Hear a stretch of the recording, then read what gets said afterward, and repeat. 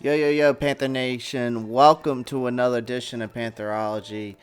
Pantherologists and all you Panther fans, I know that we are all upset about what happened this past Sunday against the Las Vegas Raiders.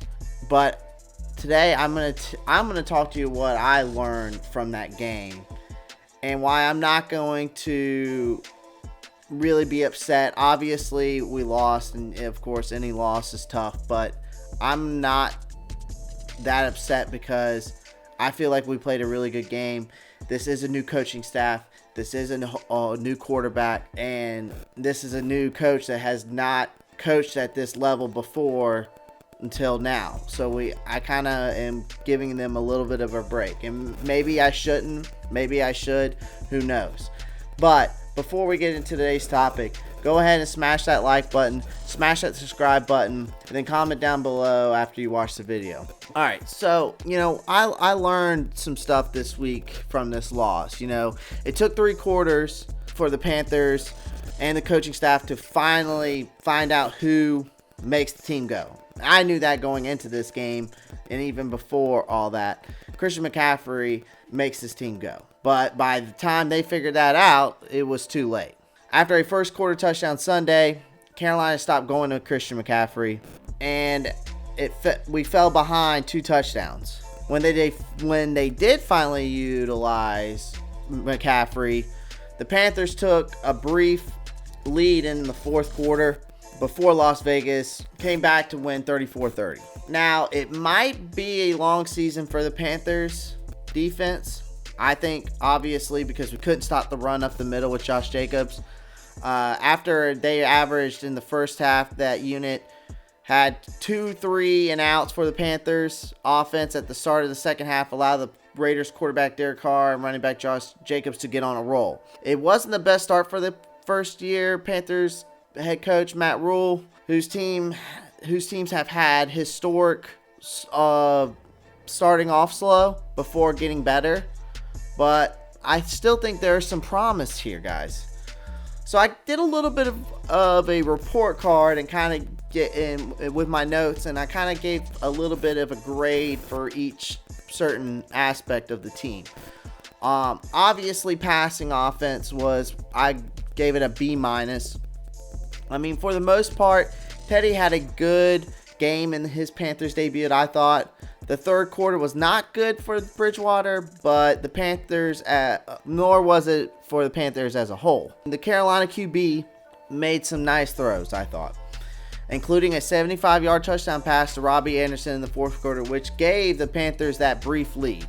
Also, Bridgewater made 2 bad throws, but was accurate for the most part of the game, if you know. He completed 22 of 34 of his passes for 270 yards and a touchdown.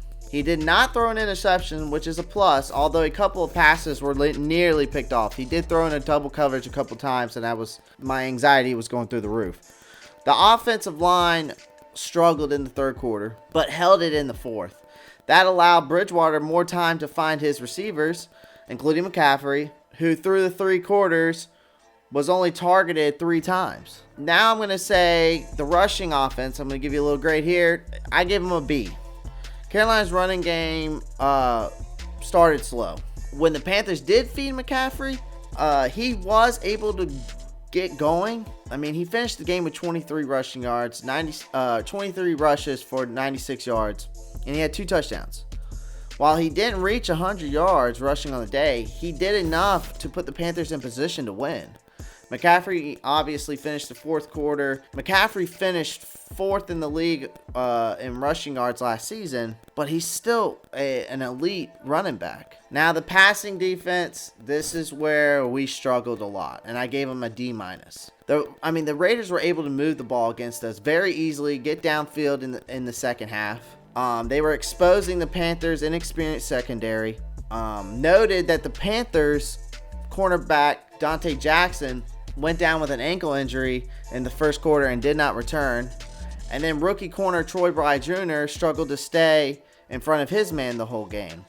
I mean, he gave up a 45-yard pass that likely would have been a touchdown if it was not for Trey Boston to stop him at the 2-yard line.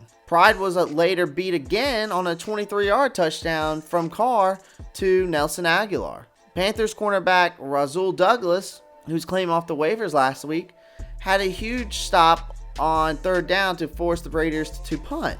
And that gave the Panthers a chance to take the lead with 9 minutes and 27 seconds left. But Douglas deflected a Carr pass intended to Darren Waller. So Douglas was pretty good. But Aguilar was one step ahead of Pride every down. And that was all he needed. The Panthers defensive line was also got a little but no pressure on Carr, who was not sacked the whole game. So defensively in the past, we were god-awful. Same thing with the rush defense. I gave him a D-. Jacobs didn't have any huge runs for the Raiders, but he was very effective. He finished with 93 yards on 25 carries, and he had 3 touchdowns.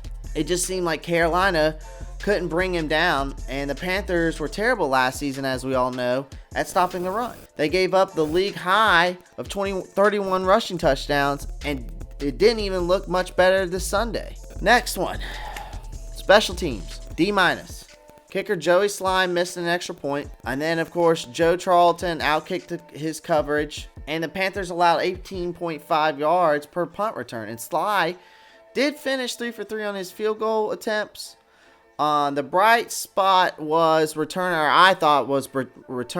Farrah Cooper, who averaged 27.3 yards on kick returns and 14.5 yards on punts.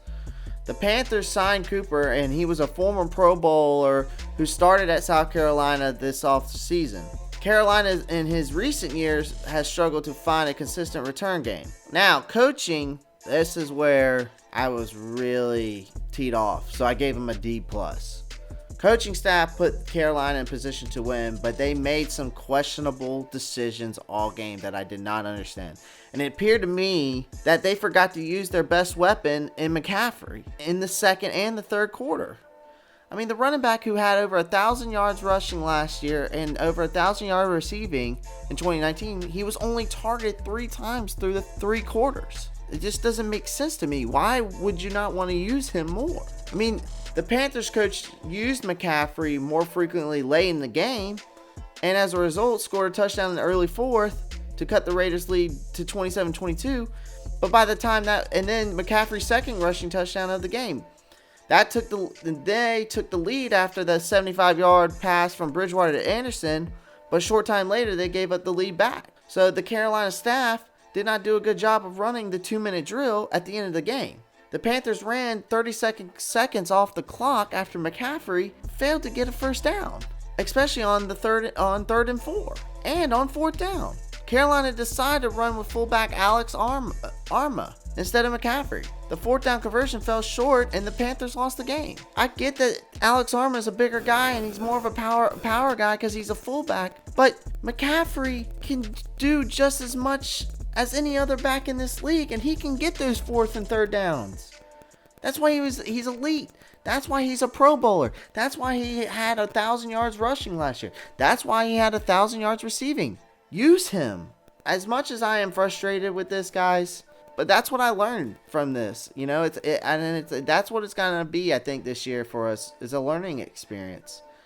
And maybe this could be a sign though that we are getting better, because I mean, usually teams in this league put up 30 points. You don't lose very many games when you put up 30 points. But guys, you know, let me know what you think. Go ahead and remember, smash that like button, smash that subscribe button, comment down below. Let me know how you feel about this past Sunday. Maybe you learned something that I didn't mention, so let me know. Guys, as always, you know what to do. Keep pounding.